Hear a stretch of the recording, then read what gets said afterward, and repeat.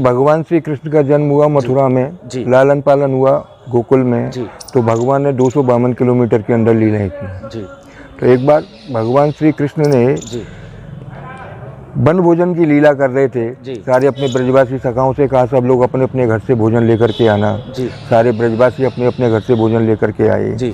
तो ब्रजवासियों के साथ बैठ राधे राधे दोस्तों, आप जैसा कि देख पा रहे हैं मैं जहाँ पर खड़ा हूँ, मेरे पीछे आपको ब्रह्मा जी की एक मूर्ति दिख रही होगी और मेरे साथ में यहाँ के सेवायत है, पुजारी जी हैं।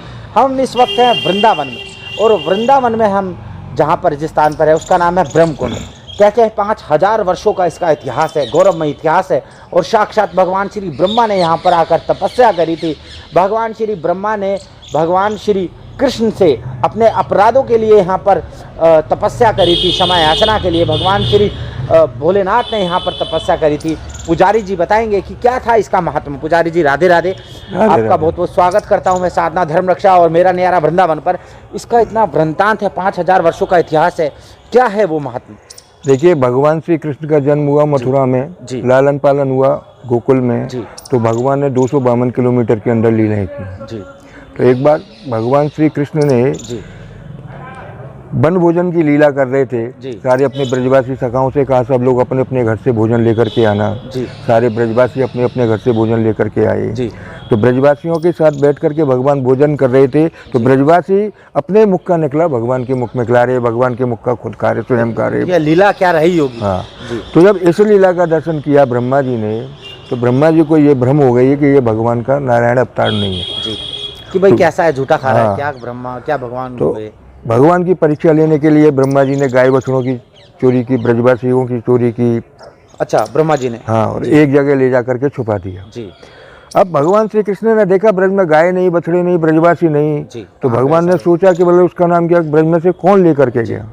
अब ध्यान लगा करके देखा तो बोले ये ब्रह्मा जी ने किया। ब्रह्मा जी को मेरे प्रति शंका हो गई है कि मेरा नारायण अवतार नहीं है। तो ब्रह्मा जी का भ्रम खत्म करने के लिए भगवान श्री कृष्ण स्वयं गाय बछड़े और ब्रजवासी के रूप में प्रकट हो गए। और ये लीला ब्रजमंडल में 1 साल तक होती रही। मतलब समझाइए कैसे? क्योंकि जो गायें बछड़े थे ब्रजवासी थे वो तो ब्रह्मा जी ने रख लिए थे, वो तो चुरा लिए थे।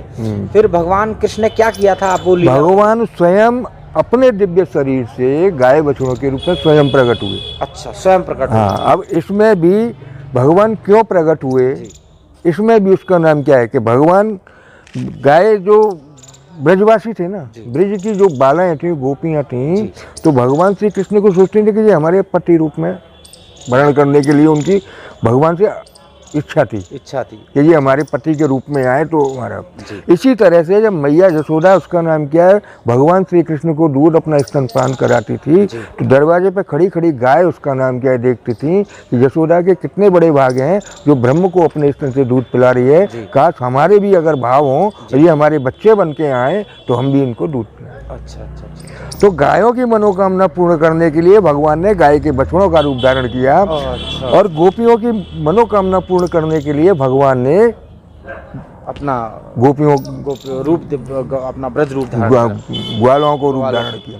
कितनी बड़ी रहस्य लीला है। इस लीलाओं को पुजारी जी ने कितने महात्म्य से समझा दिया।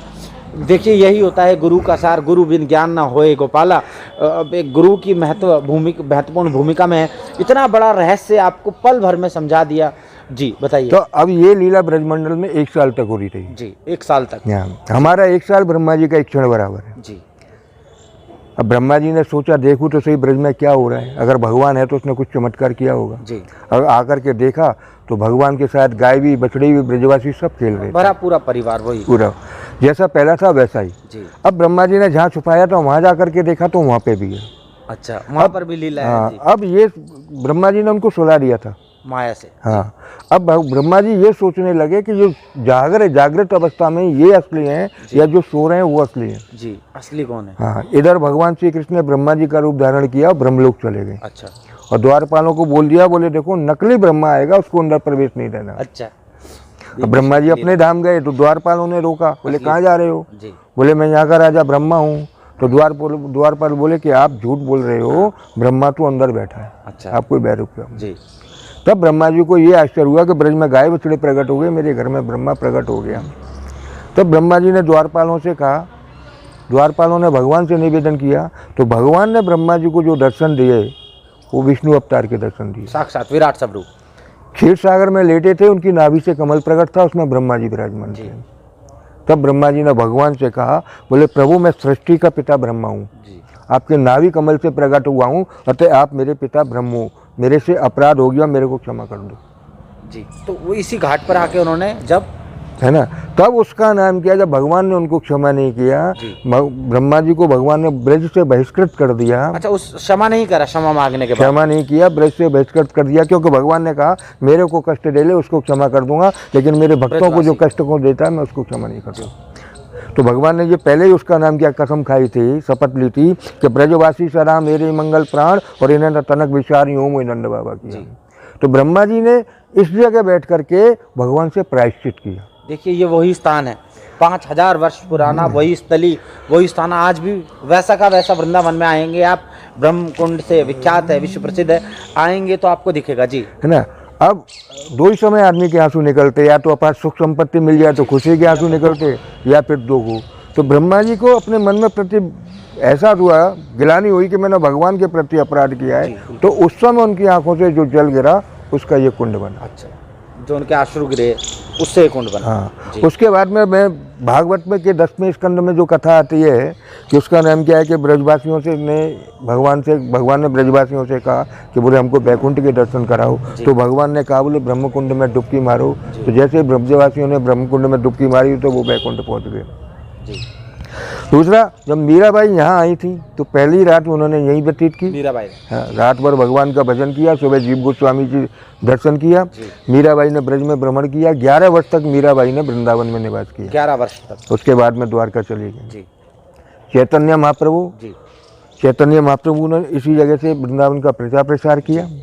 उसके बाद गोपाल भट्ट गोस्वामी जी ने सालिग्राम जी से राधा रमण जी को प्रकट किया। ये बात मैं आपसे पूछना चाहूँगा पुजारी जी कि जैसे वृंदावन में जो विग्रह है तो उसका आकार जो है एकदम ऐसा लगता है जैसे तराशी हुई कोई मूर्ति हो, तराशा हुआ, सब कुछ तराशा हुआ लगता है, लेकिन ऐसा सुना जाता है कि वो एक प्राकट्य है, वो वैसी की वैसी ही। हाँ, वो एक्चुअली में क्या है कि जैसे बिहारी जी हैं स्वयं प्रकट है जी, राधा रमण जी हैं स्वयं प्रकट है, राधा रमन जी। हाँ, तब स्वयं प्रकट कैसे कि गोपाल भट्ट गोस्वामी जी सालिग्राम जी की पूजा करते थे जी।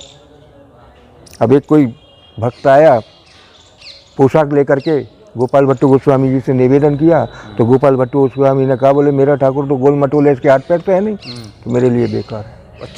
तो उस जो भक्त आया उसने कहा बोले थोड़ा सा मंदिर में जाकर के भगवान से आग्रह करो। तो जैसे गोपाल भट्ट गोस्वामी जी ने उसमें किया तो सालिग्राम जी से राधा रमण जी का प्राकट्य स्वयं हो गया। और छोटी सी शिला बताते हैं, शिला तो जब भगवान प्रकट होंगे तो कुछ भी रूप धारण कर सकते हैं, कुछ भी रूप, है ना। जब जेल में वो प्रकट होकर के अपना विराट रूप के दर्शन करा सकते हैं तो और रूप गोस्वामी जी ने इसी कुंड से वृंदा देवी को प्रकट किया, जिनका मंदिर है काम्यवन में। वृंदा देवी, चैतन्य महाप्रभु, सनातन गोस्वामी, इन लोगों ने वृंदावन में 7 मंदिर बनवाए। और राधा वल्लभ जी, राधा वल्लभ जी उसका नाम क्या, राधा वल्लभ जी है वृंदावन से ही, लेकिन राधा वल्लभ जी वृंदावन के जमाई है। अच्छा, जब ठाठ से है, जब ठाठ है उनके। हाँ जी, जो राधा वल्लभ जी के साथ कहना है कि राधा वल्लभ और दर्शन दुर्लभ। हाँ, राधा वल्लभ दर्शन दुर्लभ। तो ये उसका नाम क्या है, एक राजा थे, मेरे को पूरा सब नहीं है, ये बाहर से लाए हुए, तो वो इनको यहाँ पे जमाई के रूप में नाम।